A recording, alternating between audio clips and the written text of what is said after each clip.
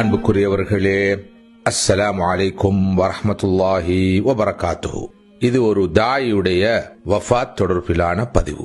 உலக முஸ்லிம்கள் மத்தியில் பொதுவாகவும், சவுதி அரேபியர் மத்தியில் குறிப்பாகவும், தாவா வட்டாரத்தில் சிறப்பாகவும் இன்று ஒரு பேசு பொருளாக மாறியிருப்பவர் கடந்த வாரம் நம்மை விட்டு பிரிந்த வஃபாத்தான ஷேக் அப்துல்லா பானிஅமா அவர்கள். சவுதி அரேபியாவிலே பிறந்த இவர் தனது 18வது வயதிலே ஒரு பெரும் விபத்துக்கு முகம் கொடுத்தார். தனது நண்பர்களோடு நீச்சல் தடாகத்துக்கு சென்று உயரத்தில் இருந்து பாய்ந்து நீந்த முற்பட்ட வேளையிலே தலை நிலத்திலே அடிபட்டு கழுத்து உடைந்து படுத்த படுக்கையாக இருக்கும் அவல நிலை இவருக்கு ஏற்பட்டது. எத்தனையோ சத்திர சிகிச்சைகள் செய்யப்பட்ட போதிலும் எதுவும் பயனளிக்கவில்லை. அவரது முழு உடலும் செயலிழந்து போனது. கை கால்கள் எதையும் அவரால் அசைக்க முடியாது. அடுத்தவர்களின் உதவியின்றி அவரால் சுயமாக எதனையும் செய்ய முடியாது. தனக்கு நேர்ந்த அனர்த்தத்தை பற்றி அவர் இப்படி கூறுகின்றார். நான் இளமையிலே ஆரோக்கியமாக இருந்தேன். அந்த காலத்திலே என்னிடம் பல தீய பழக்கங்கள் இருந்தன. ஒரு நாள் நான் சிகரெட் புகைப்பதாக சந்தேகப்பட்ட எனது தந்தை அது பற்றி என்னிடம் விசாரித்தார்.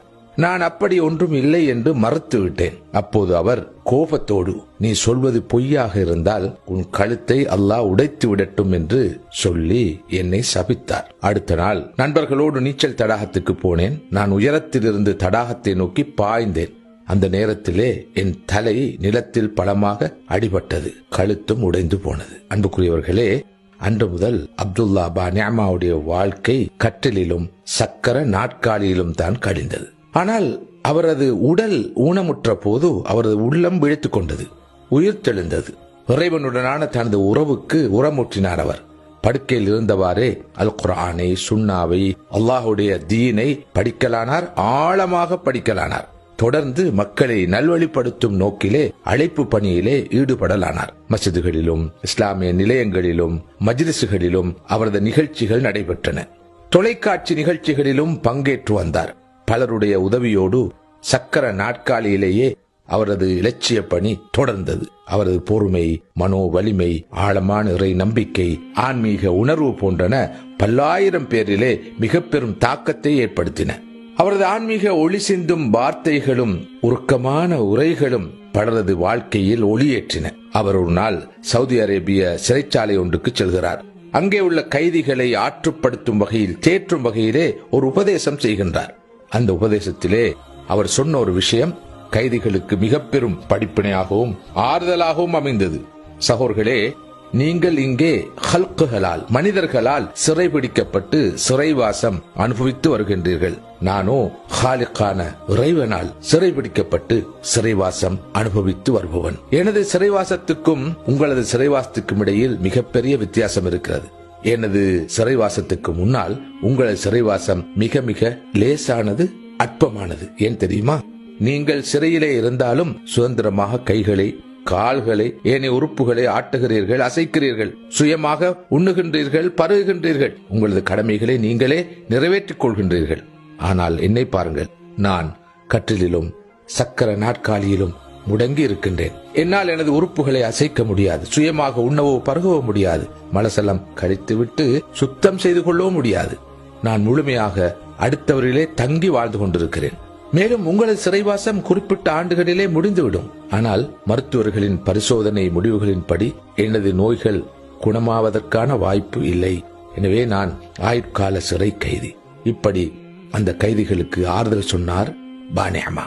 இங்கே அப்துல்லா பானிஅமா அவர்களின் தாயை பற்றியும் மனைவியை பற்றியும் 4 வார்த்தைகள் கண்டிப்பாக சொல்லியாக வேண்டும். இல்லாத போது இந்த உரை நிறைவானதாக அமையாது. நோய்வாய்ப்பட்ட நாள் முதல் 20 வருடங்களுக்கு மேலாக தனது மகனை கண்ணென கண்காணித்து வந்தவர் அவரது தாய். 4 ஆண்டுகள் தான் மருத்துவமனையிலே இருந்ததாகவும், அந்த 4 ஆண்டுகளும் தினமும் தவறாமல் தனது தாய் தன்னை வந்து பார்த்ததாகவும் பானிஅமா சொல்லுகின்றார். அதைவிட அவரை குளிப்பாட்டுவது, மலசலத்தை வெளியேற்றுவது, சுத்தம் செய்வது, துணி மாற்றுவது, உணவு ஊட்டுவது எல்லாம் எனது தாயே என்று சொல்லுகின்றார்.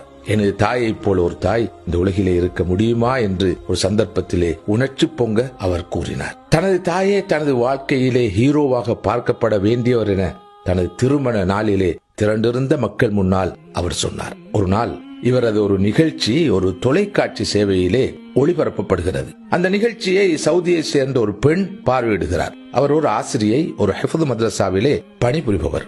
அப்துல்லா பானே அம்மாவின் பொறுமை, தியாகம், மார்க்க உணர்வு, தவ்வா ஈடுபாடு முதலானவை அந்த பெண்ணை வெகுவாக கவர்கின்றன. இந்த உயர்ந்த மனிதருக்கு வாழ்க்கைப்பட வேண்டும், அவருக்கு சேவகம் செய்ய வேண்டும் என்று முடிவெடுக்கிறார் அந்த பெண். பெரும் போராட்டத்தின் பின் குடும்பத்தாரின் சம்மதத்தை பெற்று 2010ஆம் ஆண்டு பானே அம்மாவை திருமணம் செய்கின்றார் அந்த பெண். அன்று முதல் அவர் பானே அம்மாவின் இணை பிரியாத வாழ்க்கை துணையாக நின்று அவருக்கு பணி செய்து வந்தார். அப்துல்லா பானே அம்மா கடந்த மாதம் 27ஆம் தேதி வெள்ளிக்கிழமை, அதாவது கடந்த வாரம் மதீனா மாநகரிலே வஃபாத்தானார். இன்னா லில்லாஹி வ இன்னா இலைஹி ராஜிஊன். அவர் வஃபாத்தாகும் போது அவருக்கு வயது 47. மஸ்ஜிதுன் நபவியிலே அவரது ஜனாசா தொழுவிக்கப்பட்டு ஜன்னத்துல் பக்கையிலே நல்லடக்கம் செய்யப்பட்டது. பெருந்திரளான மக்கள் அவரது ஜனாசாவிலே கலந்து கொண்டார்கள். அவர் நோய்வாய்ப்பட்டு மருத்துவமனையிலே அனுமதிக்கப்பட்டிருந்த போது இறுதியாக அனைவருக்கும் செய்த உபதேசம் மிகவும் உருக்கமானதாக அமைந்தது.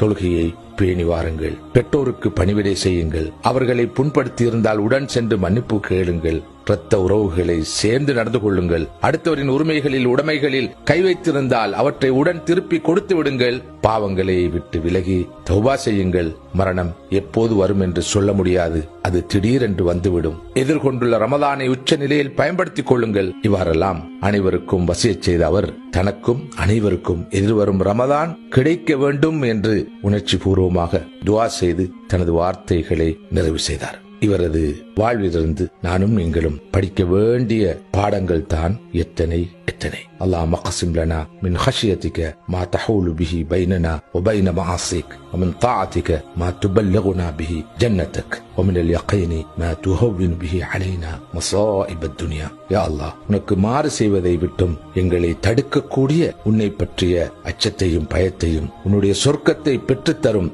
வழிபாட்டையும், உலக சோதனைகளை எளிதாக கருதச் செய்கின்ற மன உறுதியையும் வலிமையையும் எங்களுக்கு தந்தல் புரிவாயாக. வஸல்லல்லாஹு வஸல்லம் அலா கைர் ஹல்கி ஸையிதினா முஹம்மத் வ அலா ஆலிஹி வ ஸஹ்பிஹி அஜ்மஈன் வல்ஹம்துலில்லாஹி ரப்பில் ஆலமீன்.